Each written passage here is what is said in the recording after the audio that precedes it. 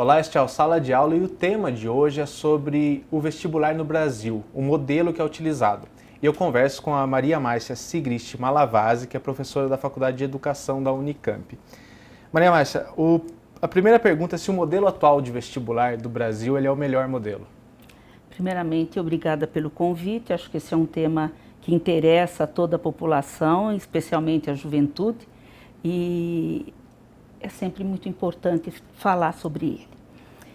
O modelo atual é um modelo bastante cruel, é um modelo muito seletivo, é um modelo que, além de selecionar, ele exclui, porque ele diz que os melhores é que terão oportunidade e os não excelentes não terão oportunidade.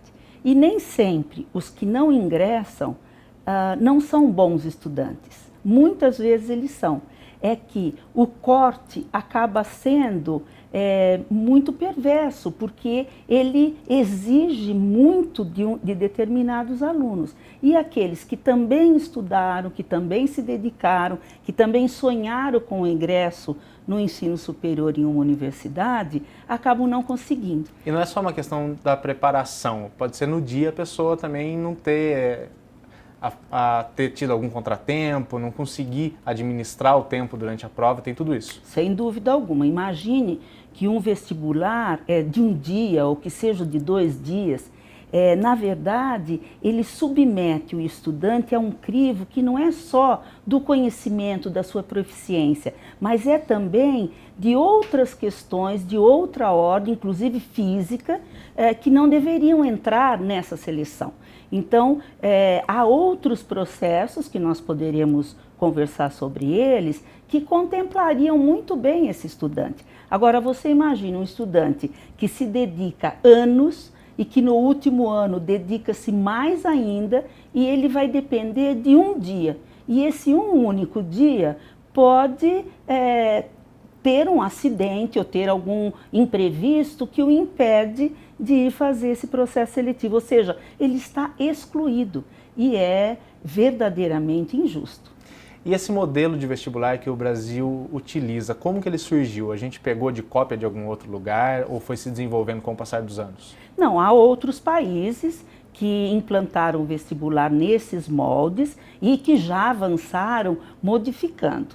Então, o Brasil apenas copiou o modelo de outros países europeus, o norte-americano, e implanta. Então, esse é um modelo antigo, aliás, é o primeiro modelo que em muitas instituições ainda persiste, lamentavelmente, e enquanto outros países que o utilizavam já avançaram buscando novos modelos de seleção. E a gente não teve nenhuma adaptação para a realidade do país nesse passar dos anos? Nós temos alguns ensaios que uma ou outra universidade, ou uma ou outra faculdade, um curso superior, acaba implantando ou como teste, ou como uma possibilidade. Então, há sim outros modelos, mas nenhum muito grandioso que possa ter sido modelo para todo o restante do país. Isso nós ainda não tivemos. E qual o motivo dele não ter sido alterado até hoje, esse modelo padrão? Há questões sociais muito fortes para isso.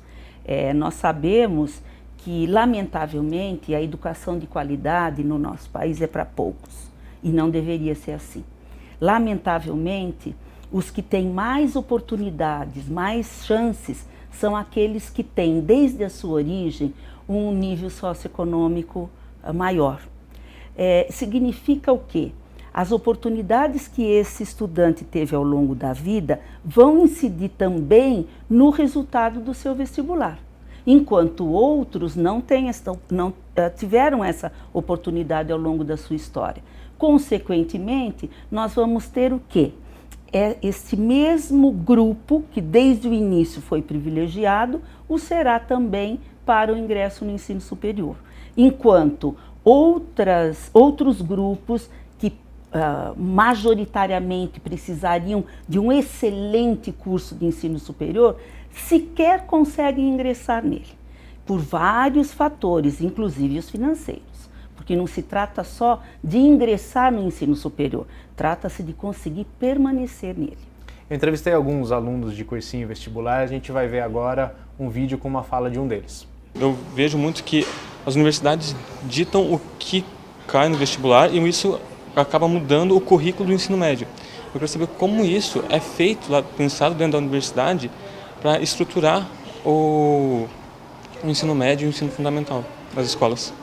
Tá aí, Maria Márcia. Na verdade é uma pergunta dele de como que o ensino médio se estrutura. É o vestibular que dita as regras mesmo? Principalmente para escolas particulares? Não deveria, mas tem sido assim, lamentavelmente. O ensino médio é uma fase da educação básica muito importante. E é uma fase de formação em todos os níveis, o cognitivo, enfim. E esse estudante não deveria ter o seu estudo pautado no que cai no vestibular, na prova daquele dia. Por que não deveria ser assim? Porque há um conjunto muito importante de estudos que estão colocados para o ensino médio e ali deveriam ser desenvolvidos. Quando eu altero isso e começo a pautar o currículo do ensino médio pelo que o vestibular irá perguntar, eu deixo de oferecer a esse jovem uma série de conteúdos, de assuntos, de referências importantíssimas na sua formação, inclusive para ele posteriormente estar no ensino superior. Ou seja, há um equívoco muito grande de se pensar que o vestibular possa pautar o ensino médio. É o oposto. O ensino médio é que deveria pautar as questões postas no vestibular. Não é? Mas não é isso que acontece no Brasil. Não é isso que acontece. Tá bom, a gente volta já já. A sala de aula de hoje fala sobre o modelo de vestibulares no Brasil. A gente volta daqui a pouco.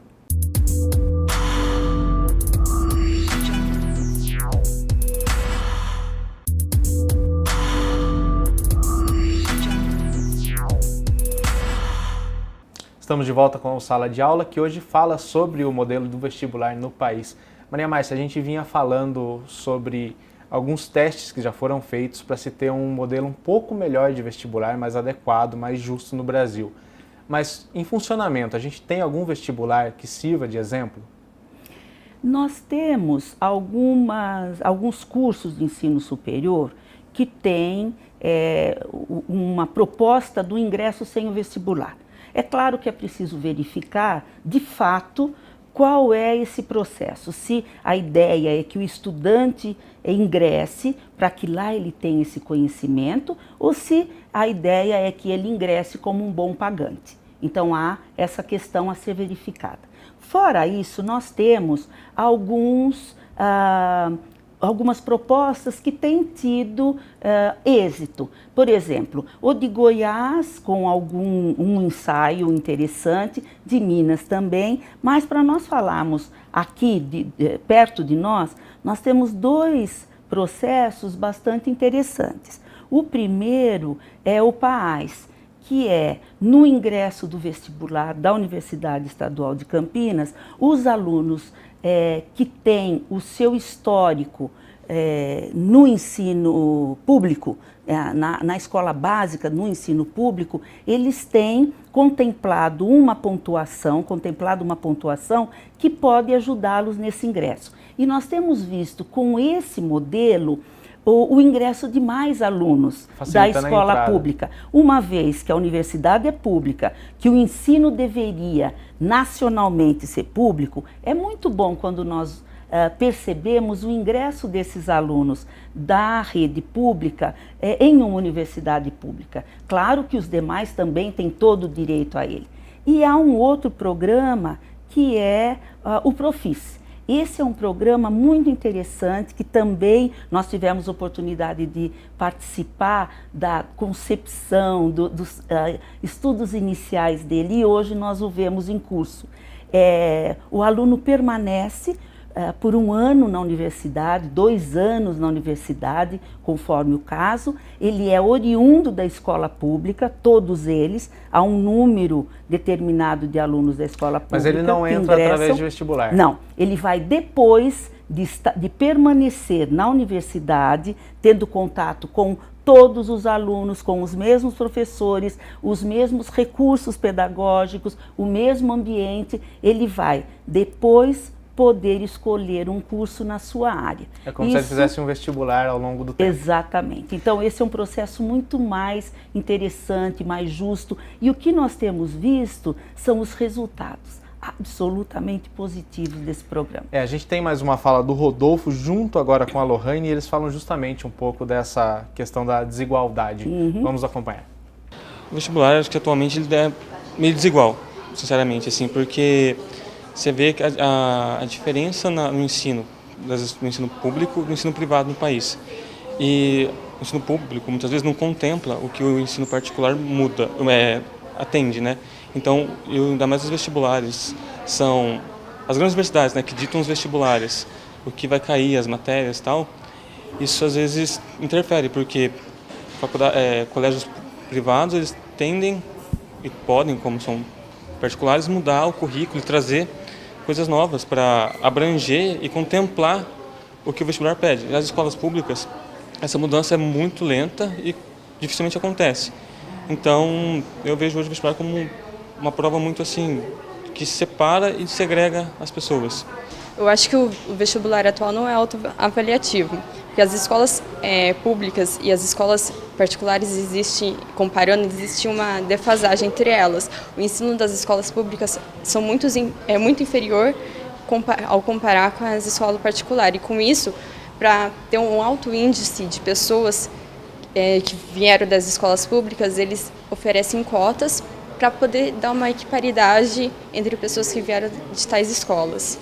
Tá aí, Maria Márcia, eles falam justamente da desigualdade, mas eles fazem um comparativo, que a escola pública ela demora um pouco mais para se adaptar às mudanças, às exigências, na verdade, dos vestibulares. E também tem um pouquinho de crítica ali sobre os programas sociais. Queria que você comentasse a fala deles. Na verdade, eles têm razão.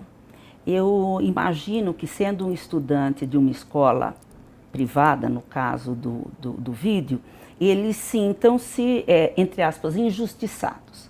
Mas há outra questão relevante, ou seja, e há alguns mitos também que precisam ser combatidos. A ideia de que a escola pública é defasada em relação à escola privada, que uma é boa, a outra é ruim.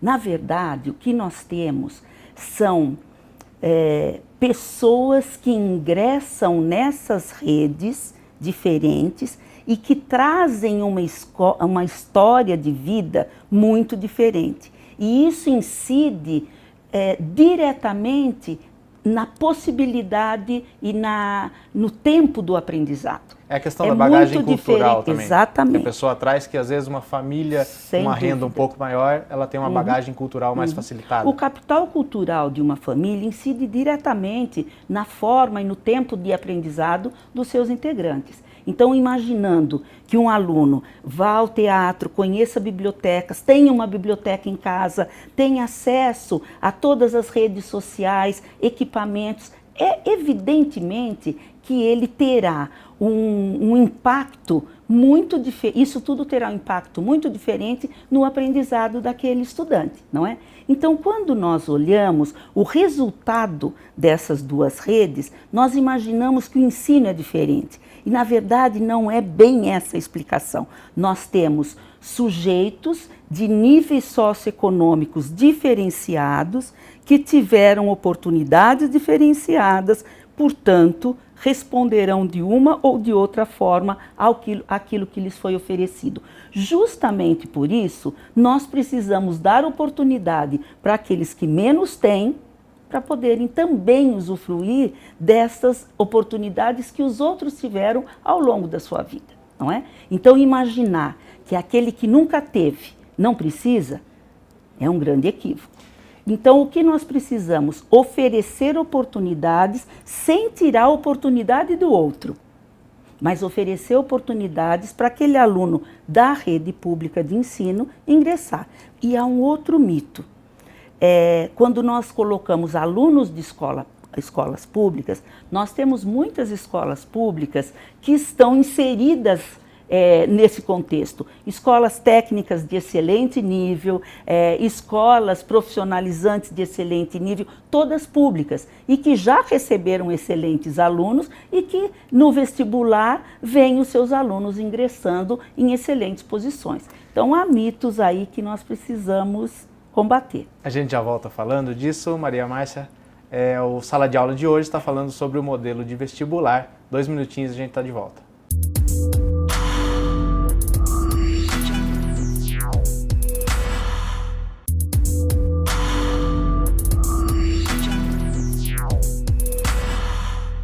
Estamos de volta com o Sala de Aula, falando sobre o modelo do vestibular aqui no Brasil. Maria Márcia, a gente falou anteriormente um pouco sobre os programas de incentivo. A Unicamp tem até um deles. Não é uma forma paliativa de corrigir um erro? Sem dúvida alguma. É uma forma paliativa. Seria muito bom que em pouco tempo nós não precisássemos mais falar desse tipo de programa. Por quê? Porque todos teriam oportunidade de ingresso. Esse seria o melhor dos mundos, esse seria o ideal. Então, quando nós ainda precisamos de formas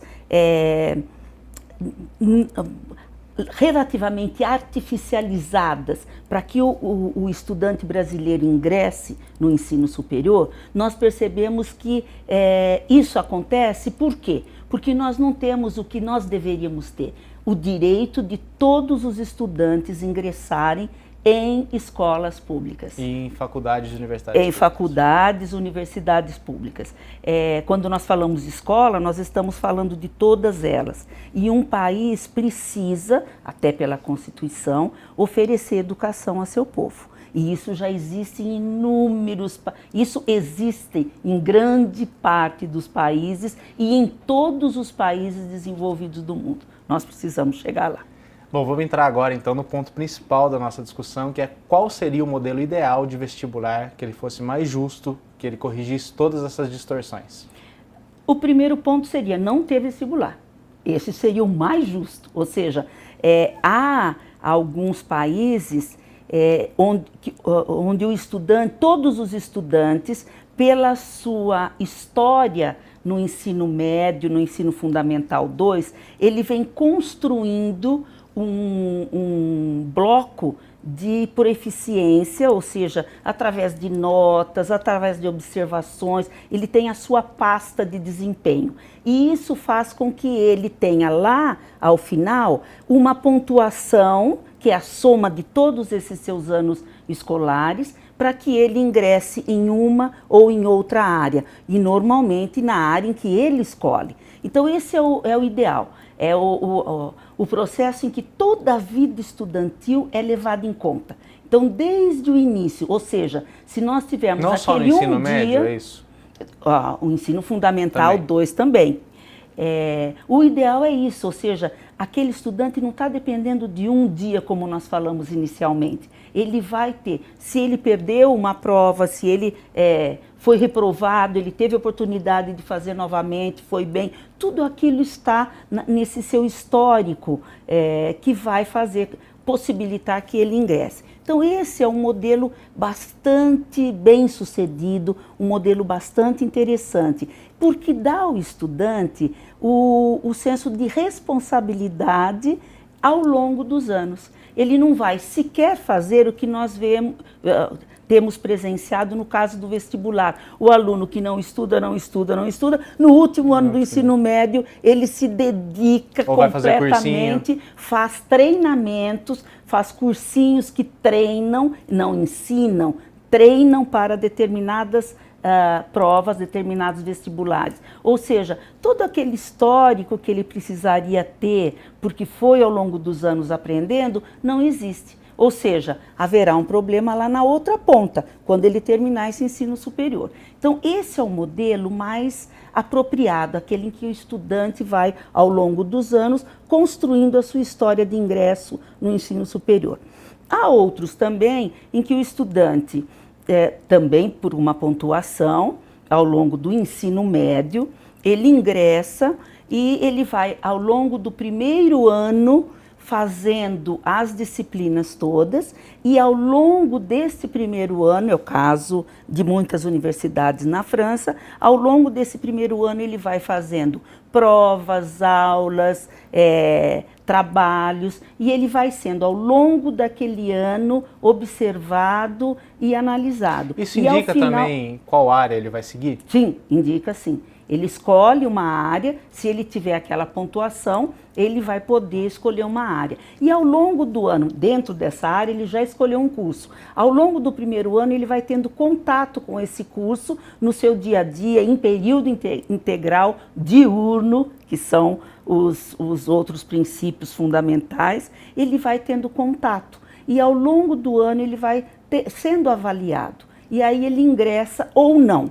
Caso ele não consiga ingressar no curso que ele escolheu, ele ingressará em um outro curso na mesma área escolhida por ele, nunca em outra área. Então nunca em outra área, não é o que determina, é ele que determina. Exato. Então esse também é um modelo bastante interessante. E há outros modelos, o Uruguai também tem um modelo muito interessante do ingresso de todos os alunos. O primeiro ano nós temos como um curso básico. Para todos os alunos, independentemente. Depois eles vão, ao longo dos primeiros meses, escolhendo as suas áreas e dentro da área escolhendo os seus cursos, claro, sempre correspondendo àquilo que é exigido dele, ou seja, ele precisa responder às demandas que são postas para ele, senão, claro, ele não vai conseguir a oportunidade de permanecer lá.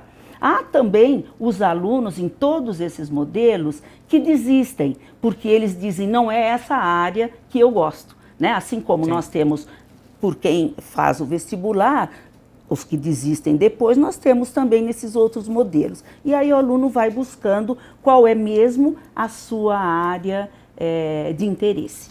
Só para a gente terminar, eu falei com os alunos sobre uma possível mudança, eles disseram que gostariam que tivesse essa mudança, mas eles acreditam que tem que ser de uma forma um pouco gradual. Vamos ver a opinião deles.